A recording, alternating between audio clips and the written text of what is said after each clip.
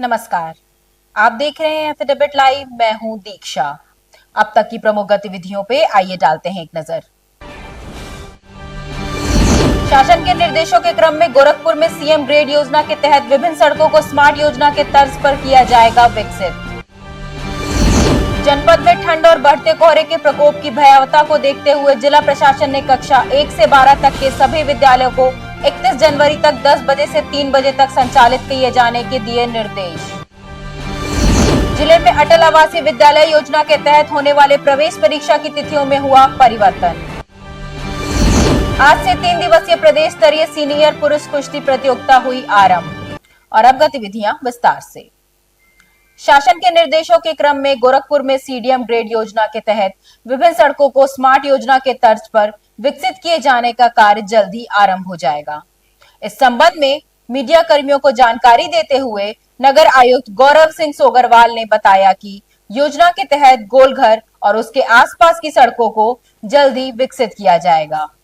योजना लगभग 55 करोड़ रुपए की है। देखिए, सीएम ग्रिड योजना के अंतर्गत फेज 2 की जो सड़कें हैं उसमें गोलघर की सड़कों को चयनित किया गया है, जिसमें स्मार्ट रोड का कॉन्सेप्ट आया है। जो पहला रोड जो गोरखपुर का वार्ड नंबर 80 में राप्ती नगर में इसमें काम चल रहा है, उसी के तर्ज पे सीएम ग्रिड योजना के अंतर्गत गोलघर में कई सारे रोड्स को लिया गया है। तो उसके अंतर्गत जितनी भी स्मार्ट फीचर रहते हैं रोड के, फुटपाथ हुआ, अंडरग्राउंड केबलिंग हुई, ये सारी चीज़ें रहेंगी और एक बेहतरीन सड़क हम स्मार्ट रोड के तौर पे गोरखपुर वासियों को मिलेगा, जिसमें गोलघर में न केवल व्यवसायी बल्कि सभी नागरिकों के लिए सहूलियत भी सुविधाएं उसमें ध्यान रखी जाएगी। डीपीआर बन चुका होगा और कब तक उम्मीद जताई जा रही है? इसका डीपीआर बन चुका है। अब इसको हम जियो का वेट कर रहे हैं। इसमें शासन में अनुमति भी आ चुकी है। जैसे शासनादेश प्राप्त होता है उसको तुरंत फिर हम टेंडर कराया जाएगा। अकॉर्डिंग टू डीपीआर कितनी का बजट आ रहा है? लगभग 55 करोड़ के आसपास का इसमें बजट का प्रावधान किया गया है। क्या समय लग जाएगा बनने में? अब मुझे लगता है जैसे शासनादेश आएगा तो लगभग 6 से 8 महीने जो लगेंगे और कोशिश करेंगे इसको बेहतरीन सड़कों में से एक सड़क हम इसको बना के दें। जनपद में ठंड और बढ़ते कोहरे की भयावता को देखते हुए जिला प्रशासन ने कक्षा 1 से 12 तक के सभी विद्यालयों को 31 जनवरी तक 10 बजे से 3 बजे तक संचालित किए जाने के निर्देश दिए हैं। इस विषय में एडीएम एफआर विनीत कुमार सिंह ने बताया कि मौसम की भयावता के मद्देनजर आगे भी निर्देशों को जारी किया जाएगा। अभी चूंकि मौसम का सुबह और शाम स्थिति ये है कि सुबह कोहरा काफ़ी अधिक पड़ रहा है और शाम को भी ठंडक रह रही है, जिसकी वजह से जिलाधिकारी महोदय के द्वारा निर्णय लिया गया है कि स्कूलों को सुबह 10 से 3 बजे तक संचालित किया जाए, ताकि छोटे बच्चों के स्वास्थ्य पर कोई विपरीत प्रभाव ना पड़े। और अभी ये 31 जनवरी तक की ये व्यवस्था लागू की गई है। आगे जैसा भी मौसम का पूर्वानुमान होगा और जो भी मौसम की स्थिति होगी उसको लेकर फिर निर्णय लिया जाएगा। उधर ठंड का प्रकोप दिन प्रतिदिन बढ़ता जा रहा है, साथ ही कोहरे की शिद्दत भी गहरा रही है। सुबह 10 बजे तक घने कोहरे के कारण सड़कों पर आवाजाही कम रही। दुर्घटनाओं से बचने के लिए लोगों ने अपने वाहनों की लाइट को ऑन रखा।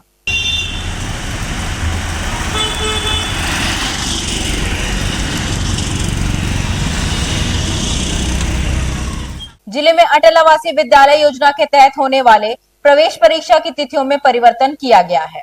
इस बात की जानकारी डीएलसी स्कंद कुमार ने देते हुए बताया कि कक्षा 6 और 9 में प्रवेश के लिए अब फॉर्म प्राप्त करने की तिथि 20 फरवरी है, जबकि प्रवेश परीक्षा अब 9 मार्च को होगी।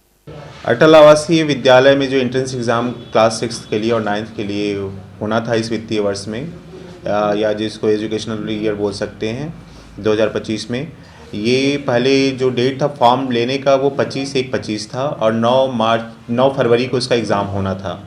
लेकिन फॉर्म्स हमारे पास आवेदन पर्याप्त मात्रा में नहीं है, इस वजह से हमें डेट एक्सटेंड करना पड़ा और मंडल आयुक्त महोदय की अनुमति के पश्चात हम लोगों ने इस टाइम को एक्सटेंड किया है। अभी जो फॉर्म लेने की तिथि है वो हमारे पास जो हमने एक्सटेंड किया वो 20 फरवरी हो गया है। 20 फरवरी तक हम फॉर्म्स लेंगे क्लास 6 के एडमिशन के लिए और 9th के एडमिशन के लिए। और जो एंट्रेंस एग्ज़ाम 9 जनवरी को होना था वो 9 फरवरी को होना था, अब वो 9 मार्च को होगा। तो इस तरीके से जो एग्ज़ाम होना है वो 9 मार्च को होगा। फॉर्म्स 20 फरवरी तक लोग जमा कर सकते हैं। ज़्यादा से ज़्यादा जो श्रमिक हमारे यहाँ रजिस्टर्ड हैं, श्रमिक रजिस्ट्रेशन का मतलब ये होता है कि BOCW यानी building and other construction workers board में जो लोग रजिस्टर्ड हैं उनका यदि 3 साल पुराना रजिस्ट्रेशन है तो अपने बच्चों के लिए वो आवेदन कर सकते हैं। अगर उनका बच्चा कक्षा 5 में पढ़ रहा है वर्तमान में तो कक्षा 6 के एडमिशन के लिए वो एंट्रेंस एग्ज़ाम में बैठ सकते हैं, और अगर कक्षा 8 में पढ़ रहा है तो कक्षा 9 के एडमिशन के लिए वो बैठ सकते हैं। अटल आवासीय विद्यालय में आपको मालूम होगा कि वहाँ पे 50% गर्ल्स का एडमिशन होगा, 50% बॉयज़ का एडमिशन होगा। तो इस तरीके से इस वित्तीय वर्ष में हम 140 लड़कों को यानी छात्राओं को और छात्रों को इस तरीके से हम 140 का एडमिशन कक्षा 6 और 9 के लिए करेंगे। इसमें कहा जा सकता है कि 70 बॉयज़ रहेंगे, 70 गर्ल्स रहेंगी कक्षा 6 में, और कक्षा 9 में भी 70 बॉयज़ रहेंगे, 70 गर्ल्स रहेंगी। तो 140 बच्चे के साथ हमारी जो स्ट्रेंथ पहुंच जाएगी 640 बच्चों की लगभग पहुंच जाएगी, और 1000 बच्चों की वो क्षमता वाला स्कूल है जो जब भविष्य में पूर्ण रूप से संचालित होगा तो 500 लड़कियाँ वहाँ पे पढ़ेंगी और 500 लड़के पढ़ेंगे। पूरी तरीके से आपको मालूम होगा कि वो आधुनिकतम विद्यालय है, वहाँ पे शिक्षा पद्धति बहुत ही आधुनिक है। स्मार्ट क्लासेस, जितने भी क्लासेस हैं सारी स्मार्ट क्लासेस हैं वहाँ पे। CBSE बोर्ड से संचालित है वो, और वहाँ पे मेस फैसिलिटी है, हॉस्टल फैसिलिटी है, और पूर्ण रूप से वो शिक्षा जो है वो फ्री है। विरासत गलियारों के प्रभावित दुकानदारों ने आज अपर नगर आयुक्त से मुलाकात कर ज्ञापन सौंपते हुए अपनी समस्याओं से अवगत कराया। व्यापारियों ने गांधी प्रतिमा पर मौन रखकर अपना विरोध दर्ज कराया और इस आशा के साथ प्रदर्शन को समाप्त किया कि शीघ्र ही उनके पक्ष में कोई समाधान होगा।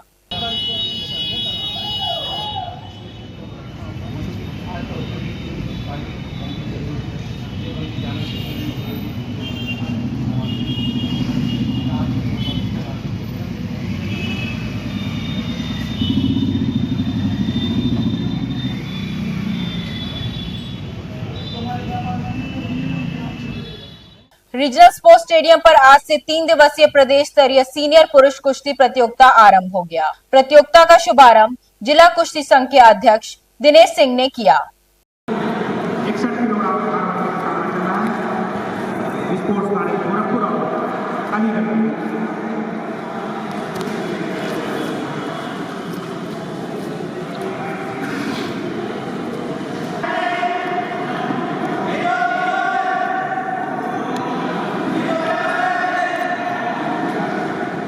उन्होंने कहा कि प्रतियोगिता में 18 मंडल के 250 खिलाड़ी भाग ले रहे हैं। यहाँ पे ये उत्तर प्रदेश कुश्ती संघ और राज्य सरकार के समन्वय से ये कुश्ती का आयोजन हो रहा है। इसमें उत्तर प्रदेश के विभिन्न मंडलों से टीम यहाँ आई हुई है और बच्चे। आज के लिए बस इतना ही। देखते रहिए FNB लाइव। धन्यवाद।